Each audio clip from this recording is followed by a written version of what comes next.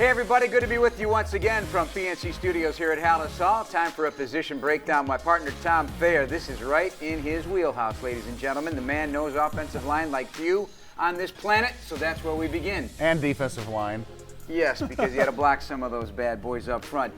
This is, to me, is encouraging. It doesn't matter where you draft a guy. It matters where they finish in their career. And 12 of the 15 offensive linemen that Ryan Pace has brought in here on this current roster are homegrown Bears, either through the draft or undrafted free agency. You know, there's a guy a long time ago, and a Hall of Famer, Jim Finks, in your era, felt that you had to build the trenches first to build a good football team and build a championship football team. And I agree with that even today. Oh, 100%. You know, it starts with the attitude of the offensive line coach. What does he want to present to his players, and what does he expect from them? He expects them to be in their tablet to make sure they understand all their assignments perfectly. And then it's about the physical and finish. And I think that's what you have to be determined to show that your head coach, you guys are capable of that. Because when you have a running back like David Montgomery, you want to be able to count on this offensive line in some of the most difficult challenges in a season. Essentially 4 of the 5 starters selected by the Bears front office, and the consistent performance and continuity critical. We've heard that here in the last couple of weeks, not only from Juan Castillo, but from Matt Nagy and from some of the players on this team. So we begin with Sam Mustafer, because this guy is an emerging center in the National Football League. And interestingly, Juan brought this up this week. He's had undrafted free agent centers his whole career. He had 3 in Philadelphia, and he's got another one here. But you think about how you get from somewhere or nowhere to somewhere in a big hurry. That's Sam Mustafer. Only 9 games last season, 7 starts, and he emerges as one of the leaders of the team. Yeah, but he's consistent at what a center needs to do. First of all, you have to make sure everybody's pointed in the right direction according to their responsibility. You have to make sure the center quarterback exchange is perfect every time, whether the quarterback is directly behind him or it's in a shotgun type of a setting. And that has to be understood, that he's going to be able to get that snap off and efficiently help to his right and to his left and get to that next level. And I think that's what Sam has put on display. He's been a real settler on the interior of the offensive line to allow Cody Whitehair to emerge as one of the top left guards in all the National Football League in the continuous development of the looking for work James Daniels. Yeah, looking for work James Daniels, coming off a torn pectoral That's muscle. a compliment. That's yes, a compliment. Yeah. Looking for work means when you take your assignment and you take care of that business. Now you finish that. Yeah. What else can I do on that snap? With him, the interesting thing is he's entering season 4 and still at the tender age of 23 years old. His future super bright. He's added some muscle weight. Honestly, all these guys have. Cody's always been a weight room guy, and Sam is bigger, thicker, and super confident. Right? You know, but I think interior 3. That's the goal of every offensive lineman every year they play in the National Football League. Can I get stronger? Can I have that strength compute to quickness? And that's kind of the continuous development that you have throughout a career into your 30s. Which leads us now to the left tackle position. In particular, the battle that's going to be going on when Tevin Jenkins gets back and healthy, and Larry Borum has been the talk of camp right now. The 5th-round pick out of Mizzou and that tough SEC has dropped weight himself from his college days. He looks light on his feet and not at all look out of place at left tackle. Right. I love the competition at left tackle because I like youthful guys with a little bit of experience in the Wilkinson that came over from Denver. So, again, I think they're not settled on any one person yet. At this early stage of training camp, it's going to probably battle right down to the last preseason game into the regular season. But they have candidates there that are as easy to get excited about for their future. All right, let's look at a couple of young guys from the previous draft. Late round picks. Latrevia Simmons getting a lot of work at right tackle with Jermaine Ifedi, penciled in as the starter but yet to practice because of hip flexor. And then on the left side, a guard and a lot of tackle experience in college, Arlington Hambright. Yeah. You know, Arlington Hambright has displayed the traits that he can play early. He had a chance to step into the lineup immediately last year and get a little bit of experience, but he looks natural in a left-handed stance. And I think that's the one thing you want to identify as an offensive line coach. Who takes the right-handed, you know, if you're a right-handed person, who looks natural in a left-handed stance, and that's Arlington.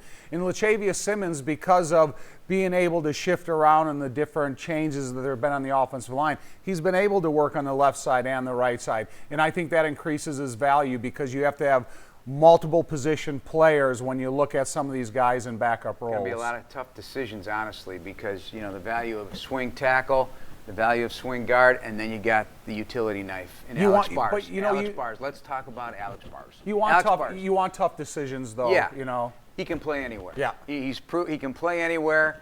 He continues to impress the coaching staff with his versatility, and obviously had some really important starts last year for the Bears. Yeah, he's a 5 guy. You know, I think really in Alex Bars' case, because he's an intelligent football player, he's got experiences up and down the line of scrimmage. He had notification last year that he was going to play center due to injuries, has never played it before, and went in there and did a really respectable job.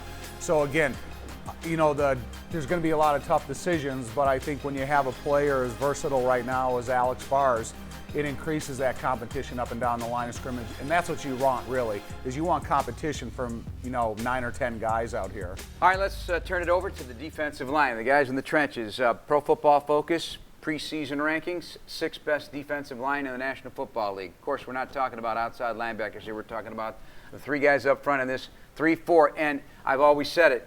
I go back for years. Go to the giant Super Bowl teams in the Eli Manning era.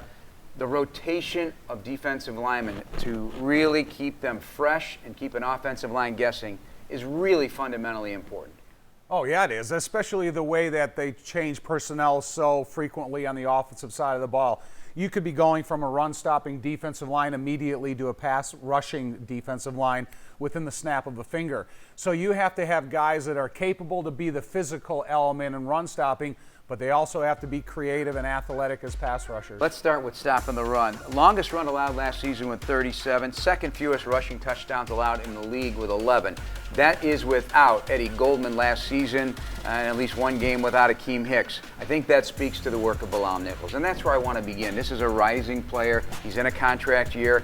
He showed that he can play the nose. He won't need to play that this year, and I think it will unlock that unique pass rushing ability for a man of his size, because in his early days he would collapse the pocket. We saw how active he was last year, getting his hands up in the air, intercepting a pass. Almost had one at training camp the other day. I really love where the trajectory is for this player, because he gets it. He loves the game. He really, really wants to be great. He's been tutored from day one by Akeem Hicks, and now he's ready to be his own man. Right, but you know, his versatility is a key element for the defense, because you don't want to always have to change personnel to change this type of defense you're running up front. When you look at Blile Nichols, he has the chance to play that defensive end outside rushing position, but you bring him down inside from over the center to over the guard. He still can have that physical approach to either be an interior run stopper or that creative pass rushing approach to be an interior pass rusher. So it's really nice to keep your opponent's offense off balance, because you have versatility within guys like Blile Nichols. And what do you do if you're blocking a guy like Akeem Hicks? He commands double teams, 27.5 sacks at his position, number 3 in the NFL since 2016 for the 10-year veteran. Stay healthy, he'll be down. Right, I guess if you're an offensive lineman, you're going to the line of scrimmage, you better hope that you're double teaming Akeem Hicks, because you don't want to single block him. Because if he gets off the ball with his burst and his attitude, he's going to push you right back into the quarterback's lap.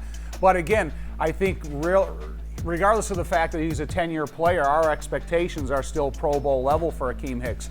And when you talk about the outside pass rushers, their biggest friend is attention on the inside, and he gets plenty of attention. All right, let's talk about Eddie Goldman, Pro Bowl alternate a couple of years ago. Opt-out last year, says he missed it. He's ready to rock and looks good. And that is a very important piece to that puzzle as well. Also a guy who can command double teams. Yeah, you know, he's got to be a guy that Sean Desai, the new defensive coordinator, and Eddie have to have a really good relationship, because he's the type of guy you want to be enthusiastically approaching his job, because he can do everything that's asked of him in the inside. He can take on a 600-pound double team on the inside between a center and a guard, but he's also creative enough where he can get on the shoulder of a guard and be an effective pass rusher. So Eddie Goldman, still sky's the limit for him, but he's just got to get back in that everyday routine of football improvement, football conditioning, and then being a part of a group that has really showed great enthusiasm in the early portions of camp. One of those guys is Mario Edwards Jr., signed to a long-term extension here with the Bears. A pickup last season, made an immediate impact. You talk about an active player. He gets wound up pretty good. He gets that train revved up. Still only 27, like Eddie Goldman. So 2 young guys that are going to be around a while if they continue to to grow their game. Yeah, and again, it's about having versatility. Mario Edwards Jr. is not a one-position player. He's up and down the line of scrimmage. He's a right-handed stance to a left-handed stance. So I like what he's been able to put on display in the short time that he's been here, and I think they've increased his expectations by signing to a contract because of what he's shown he has the ability to do. And now some of the new additions. Angelo Blackson, a former Arizona Cardinal, Houston Texan as well, familiar with him. Actually led the Arizona Cardinals in pressures with 19. He's big wingspan, 80 plus, 6'4", 315-pound frame, and a 7-year veteran. Another important piece of that rotation. Yeah, big guy, power on the inside, can play to the outside, but he's the type of guy that can command a double team that's going to have to, he's going to be a point of emphasis that they're going to have to stick with him, allow linebackers to run free. But Blackson, man, this guy is legit. You watch him out there in full padded practices and you see the type of power that he puts on display. It's nice because it also keeps the defensive linemen fresh and let them play at that level with more frequency. All right, now two big guys to wrap us up, and I think it's an important addition. Mike Pennell, who helped really turn around the Kansas City Chiefs' run defense the last 2 years. Went to 2 Super Bowls, won one with the Chiefs. Quiet demeanor, but on the field brings a lot of energy and juice, and Mike Pennell has a lot of experience at 30 years old, an 8-year vet, a real difference maker in the run game. And then there's the rookie, Khyiris Tonga. This guy, a quiet guy who goes about his business, and that's what you would expect. A guy out of BYU with 338 pounds of high effort, a load to move out there. He's going to be tough to root out, both of these guys. When I look at all the defensive linemen combined and the two guys you just mentioned, and I think of the short yardage and goal line defense, where you need more big bodies up front that their line of scrimmage is unmovable. I look at those big bodies, the 340-pounders plus in that position, and being one-on-one blocked by the opponent's offensive line. I think, they create the versatility of what this defense can offer you in some really important parts of the field. But again, the opportunity to keep fresh bodies is important. Always key to a defense, strength up the middle, striking up front. You got Blile, you got Eddie Goldman, you got Akeem Hicks, you got Roquan Smith, Danny Trevathan, you got Eddie Jackson on the back end, right down the middle. That's our look at the defensive linemen and the offensive linemen, the men in the trenches, his specialty. And I'm just learning. That's Tom Thayer. I'm Jeff Joniak. Thanks for watching.